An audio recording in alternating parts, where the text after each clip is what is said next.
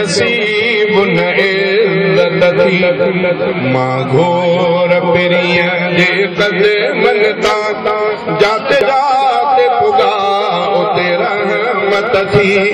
वयो फर्श कारश ते सोहणो सजण अहिड़ी कंहिंखे नसीब न इज़्ज़त थी मां घोर पिरीअ जे क़दमन तां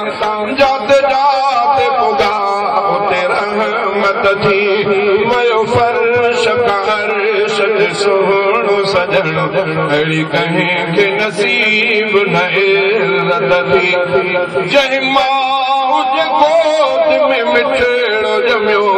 उन माउ मिठीअ जो मान ऊचो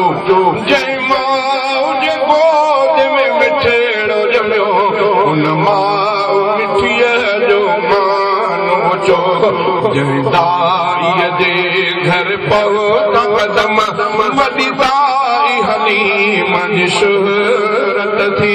वयो फर्श कारश ते सोहणो सजण अहिड़ी कंहिंखे नसीब न इज़्ज़त थी मां घोर पिरीअ जे क़दमन तां जाते जाते पुगा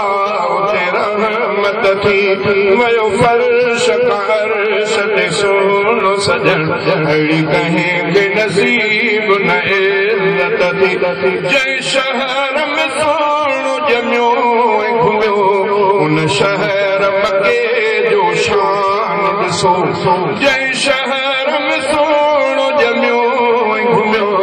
उन शहर मके जो शान ॾिसो जंहिं सुवारीअ ते पिरी रखे कदम उन सुवारीअ में वॾी ताक़त थी जंहिं सुवारीअ ते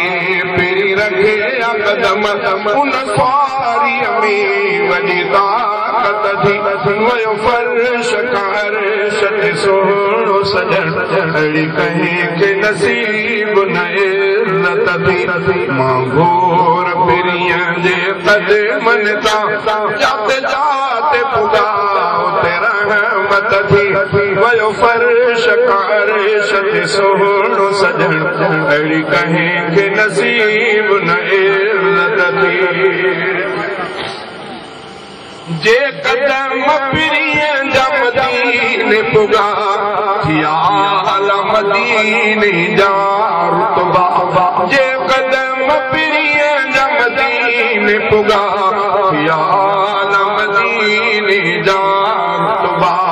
जे पहुता अयूब जे घर में कदम अयूब जे घर में बरकत थी वयो फर्श कारश ते सोहणो सजण अहिड़ी कंहिंखे नसीब न इज़्ज़त थी अम्मा आयशा किथे रहंदी हुई सदा महबूब उते जो कदम रखिया मौला जे करम सां जाई जानिया जे करे जन्नत थी वयो फर्श कारश ते सोहणो सजण अहिड़ी कंहिंखे नसीब न इज़्ज़त थी मां घोर पिरीअ जे क़दमन तां जाते जाते पुगा उते रहमत थी